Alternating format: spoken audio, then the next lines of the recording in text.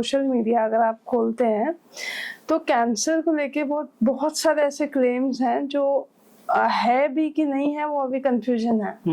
जैसे आयुर्वेद लोग जो फॉलो कर रहे हैं इस समय पे, वो डाइट को लेके DIP डाइट और बहुत सारी डाइट्स, फिर कोई कहता है ब्रेड से होता है, कोई कहता है आप वेगन हो जाइए, डेयरी प्रोडक्ट्स मत लीजिए।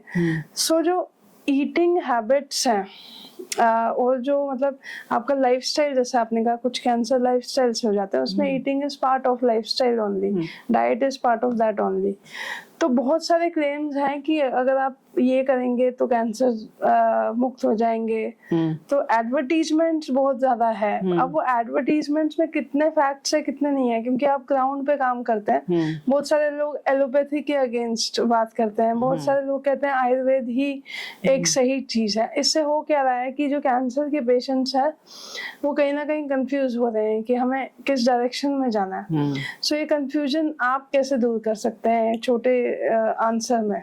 सो ओपीडी में भी जब मैं जाती हूँ तो बहुत सारे पेशेंट्स का बहुत कॉमन कंसर्न है कि हम एलोपैथी नहीं लेना चाहते। वन, फाइनेंशियली उनके कंस्ट्रेंट्स होते हैं, दूसरा उनको लगता है कि ये फर्क करेगा नहीं करेगा। हमने औरों से सुना है कि कोई बंगाली बाबा का चूरन खा लें तो हम ठीक हो जाएंगे, हम धर्मशाला चले जाएं, हम वहाँ की कोई जड़ी बूटी कुछ ले ले तो ठीक हो जाएंगे, हम ये गौमूत्र पी लें तो ठीक हो जाएंगे।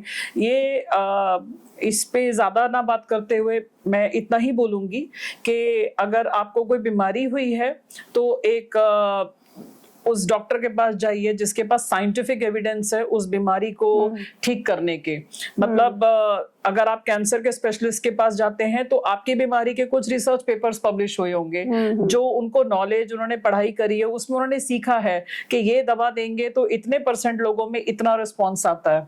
बट आई थिंक आयुर्वेदिक में उतना साइंटिफिक एविडेंसेस या होम्योपैथी में उतने नहीं है।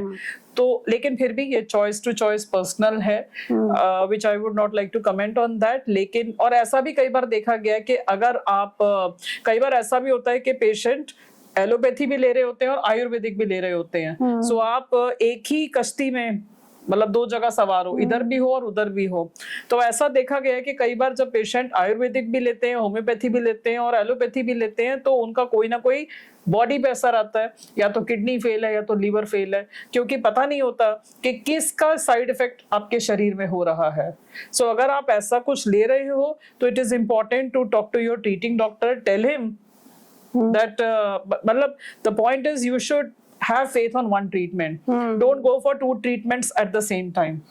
Because अगर आपके शरीर में कोई बॉडी फेलियर, कुछ ऑर्गन फेलियर होगा तो वो किसके वजह से होगा, no one will take responsibility for it and ultimately फिर आप blame करेंगे कि ये इसके वजह से हुआ या इसके वजह से हुआ। बट यू नेवर नो, ये बॉडी बड़ी कॉम्प्लेक्स मशीन है जो ऊपर वाले ने बनाई है और किसके वजह से क्या प्रॉब्लम होता है ये बोलना मुश्किल है। हाँ, वो थोड़ा सा ये है कि मतलब आजकल ये ट्रेंड जो है हम लोग ज्यादा देखते हैं कि आयुर्वेदिक भी उठ के आ रहा है सामने, एंड दे आल्सो क्लेम कि हाँ, and they come up with the patients जो कहते हैं कि हमें रिलीफ, हमें भी साइड इफेक्ट्स में भी रिलीफ कुछ मिलता हो वहां से भी। सो ये ठीक है, मतलब कि 2 नाव में तैरते हुए नहीं, बट मतलब एक मोटिव आप लेके चलिए और एक ही ट्रीटमेंट पे। मतलब आप एक ही कश्ती में 2 जगह पैर रखोगे तो आप ना इधर के रहे ना उधर के रहे, तो वो वैसा नहीं होना चाहिए। अगर आपको लगता है कि आयुर्वेदिक इज सूटिंग यू तो देन गो फॉर दैट। अगर आपको बट हाँ, ये बात को समझना, डिसीजन लेने के लिए ये बात का पता होना चाहिए कि अगर हम जिसके ऊपर फेथ कर रहे हैं क्या उनके कुछ साइंटिफिक है, क्या वो लॉजिकल है या मन विश्वास पे चल रहा है। सो मतलब be informed and take wise decision, यही मेरा सजेशन रहेगा।